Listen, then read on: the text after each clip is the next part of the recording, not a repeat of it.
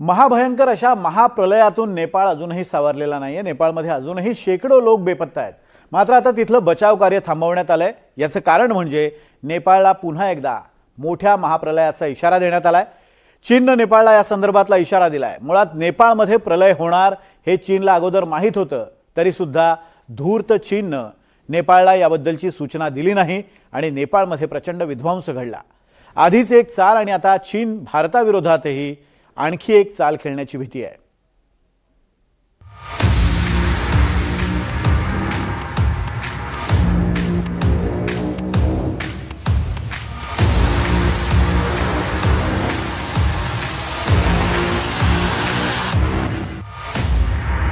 नेपाळमध्ये पुन्हा महाकाय विध्वंसाचा इशारा। नेपाळमध्ये महाप्रलयाचा दुसरा इशारा। चीनचा आधी आळशीपणा, आता दाखवला धोका।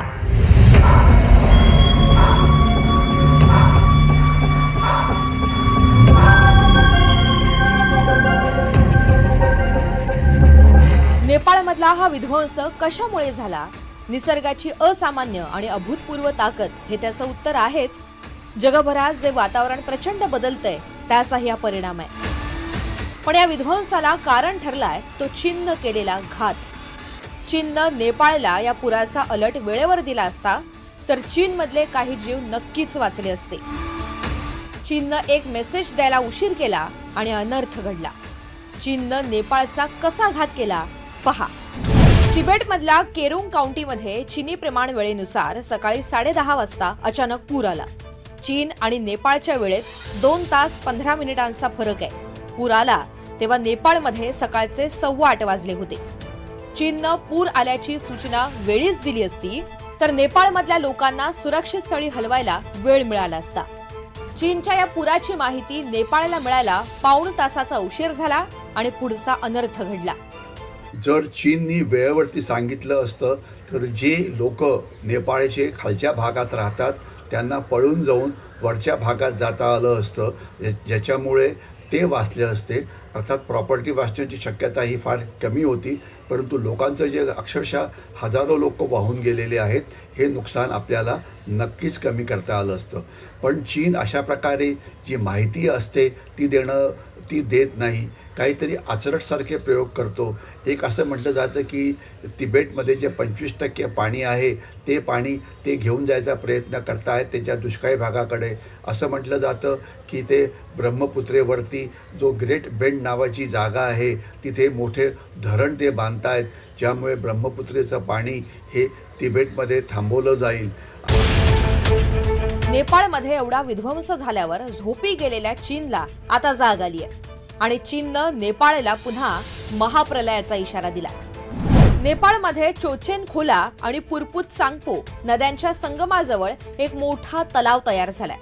त्यात अंदाजे 20 लाख घनमीटर पाणी साचलंय। पुढच्या 3 दिवसात या तलावात आणखी 30 लाख घनमीटर पाणी येण्याची शक्यता आहे।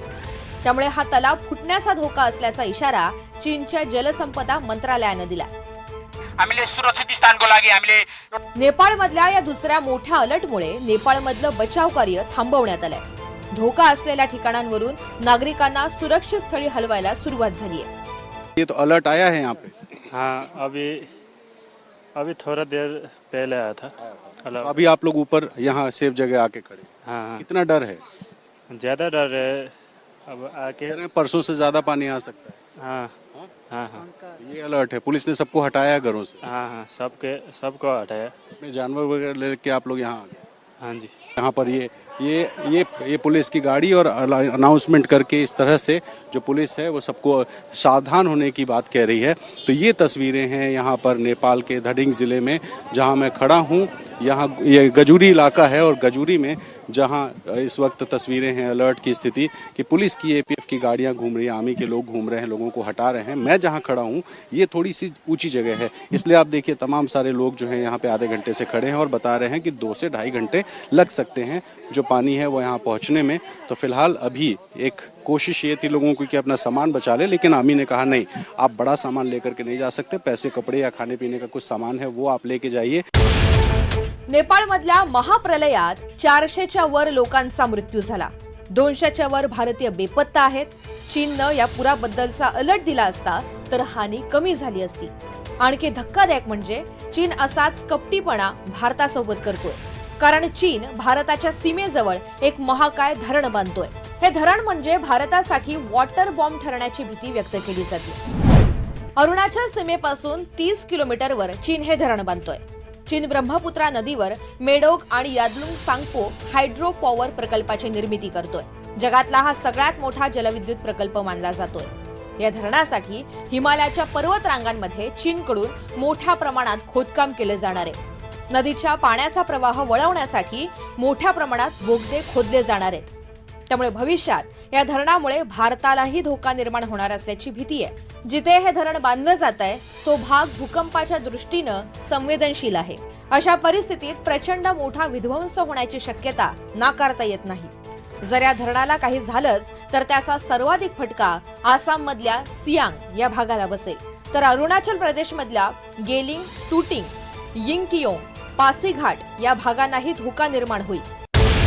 दरवर्षी ब्रह्मपुत्राला येणाऱ्या पुरामुळे मोठं नुकसान होतं. चीनचा हा प्रकल्प जेव्हा प्रत्यक्षात येईल तेव्हा धोका आणखी वाढणार आहे.